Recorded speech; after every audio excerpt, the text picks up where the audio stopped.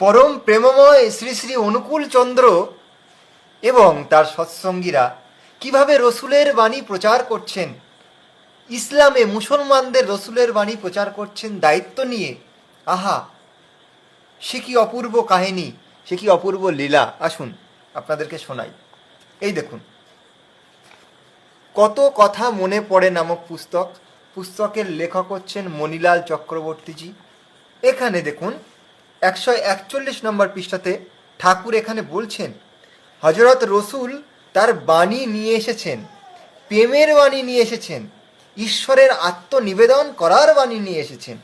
দুশ্মন সৃষ্টি করতে আসেননি বা দুশ্মনদের প্রশ্রয় দেওয়ার জন্যও আসেননি, শিষ্টের পালন ও দুশ্মনের বিনাশ করার জন্য তিনি এসেছেন। আহা, কি সুন্দর দায়িত্ব পালন করছেন আমাদের সৎসঙ্গী ভাইরা এবং শ্রী শ্রী পরম প্রেমময় শ্রী শ্রী অনুকূল চন্দ্র। জয় অনুকূল চন্দ্রের জয়।